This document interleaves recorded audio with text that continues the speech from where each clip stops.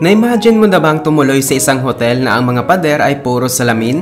O kaya naman ay hotel na imbes na tubig ang lumalabas sa gripo, ay tsokolate ang dumadaloy? Paano kung ang kwartong tutuluyan mo ay gawa sa konkretong tubo ng imbornal? At para marating ito ay kailangan mo munang sumisid ng 21 talampakan sa ilalim ng dagat. Welcome na naman sa kamangamangang episode ng Roads TV. Ngayon tatalakayin natin ang ilan sa pinakakakaiba at natatanging mga hotel sa buong mundo. Una ay suriin natin ang Sky Lodge Adventure Suites. Sa Sacred Valley ng Peru, matatagpuan ang Sky Lodge Adventure Suites, isang natatanging karanasan sa pagtulog na literal na nakasabit sa gilid ng bundok. 1,200 feet ang taas mula sa lupa. Ang mga transparent na kapsula ay nakakabit sa bangin na nagbibigay ng napakagandang tanawin ng lambak mula sa itaas. Ang pagpunta sa iyong silid ay isang adventure na rin. Maaari kang umakyat gamit ang Via Ferrata o mag-zipline. Ang mga kapsula ay gawa halos lahat sa salamin, kaya kitang-kita ang tanawin sa paligid at ang mga bituin sa gabi. Sa loob, ito ay nakakagulat na komportable.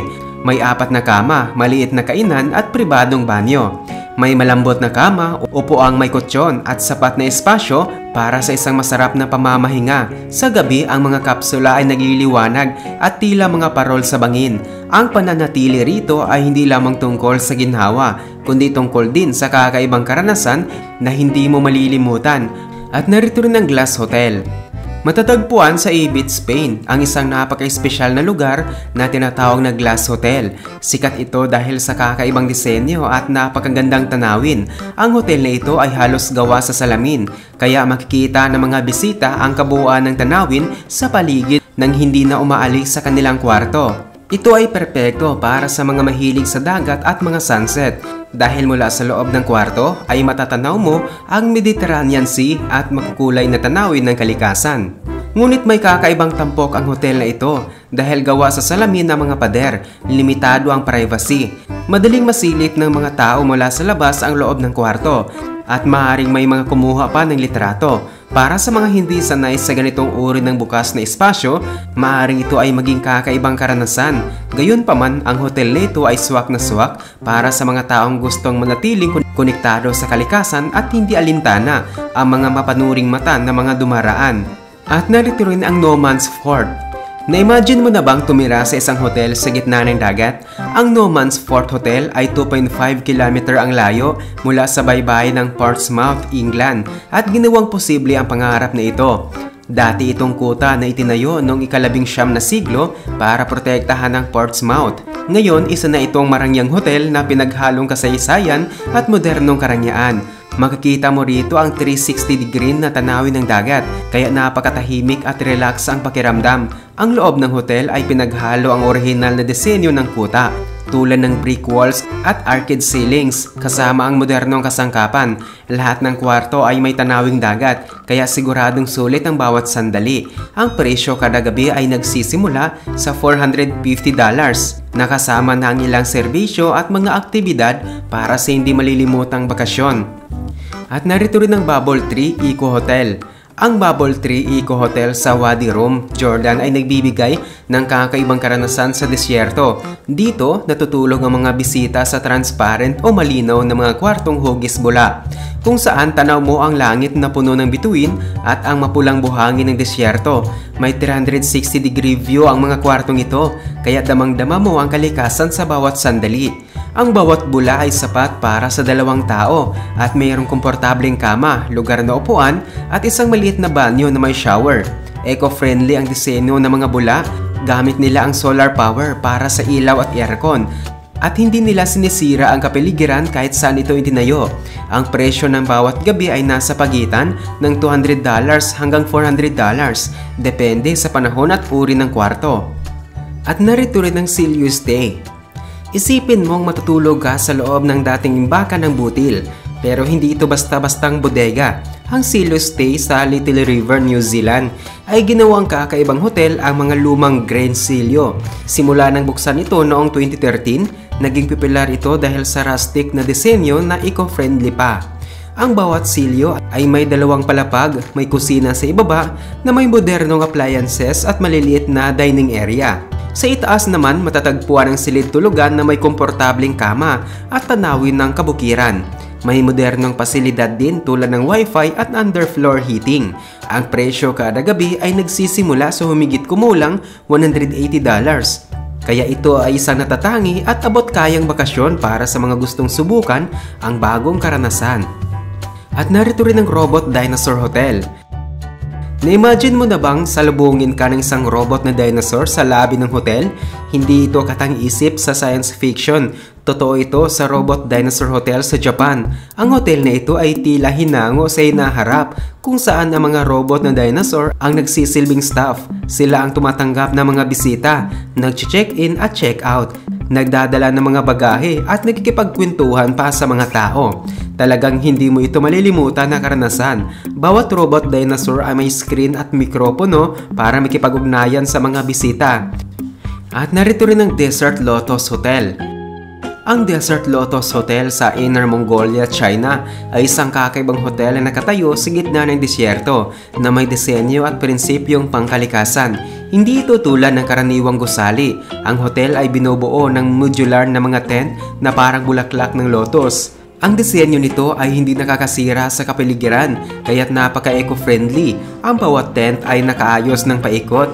Kaya ito ay may kakaibang itsura laban sa kulay ng disyerto at langit. Sa loob ng bawat unit ay may sapat na espasyo at may marangyang kasangkapan. May komportableng kama, sariling banyo at climate control o control sa temperatura para manatiling komportable kahit mainit. Sa kabila ng matinding kondisyon ng disyerto, ang hotel na ito ay nananatiling tapat sa layunin nitong pangalagaan ang kalikasan. Gamit nila ang solar panels bilang kuryente at may sistema rin sila para mag-recycle ng tubig at bawasan ng basura. At narito rin ang The Big Idaho Potato Hotel. Ang Idaho, maaari kang makaranas ng kakaibang pagtulog sa loob ng isang higanting patatas. Ang Big Idaho Potato Hotel ay dating promotional display ng Idaho Potato, commission na umiikot sa buong Amerika bago ito ginawang hotel noong 2019. Isa lang ang kwarto ng hotel na ito at may sukat na humigit kumulang 28 feet ang haba, 12 feet ang lapad at 11 feet ang taas. Ito ay gawa sa bakal, plaster at konkreto. Sa loob makikita mong isang eleganteng disenyo. May puting pader, pink na detalye at mga komportabling gamit. May queen size bed, fireplace at air conditioning para sa tunay na ginhawa. May maliit na banyo at kitchenette din para sa dagdag na kaginhawaan. Ang presyo kada gabi ay nagsisimula sa $200, isang kakaiba at hindi malilimutang karanasan sa loob ng patatas. At narito rin ang The Liberty Hotel. Ang Liberty Hotel sa Boston ay isang nakakamanghang kombinasyon ng kasaysayan at modernong karangyaan na matatagpuan sa paanan ng makasaysayang Beacon Hill. Dati itong Charles Street Jail na itinayo noong 1851. Ngayon isa na itong hotel na nagpapanatili ng orihinal na arkitekturang disenyo, kaya't kakaiba ang karanasan ng mga bisita. Ang presyo ng kwarto ay nagsisimula sa humigit kumulang $87, depende sa panahon at uri ng kwarto. Pagpasok mo sa lobby, agad mong mararamdaman ang dating pagkakakinlanlan nito bilang bilangguan, lalo na dahil sa mataas na kesame at lumang bakal na disenyo. Isa sa pinaka-interesanting bahagi nito ay ang mga orihinal na selda na ngayon ay bahagi na ng bar at restaurant ng hotel. Makakakain ka o makakainom sa loob ng mga selda na may orihinal na rehas. Ang Liberty Hotel ay hindi lang nagpapakita ng kasaysayan kundi simbolo rin ito ng pagbabago at muling paggamit ng mga lumang istruktura. At narito rin ang Capsule Hotels.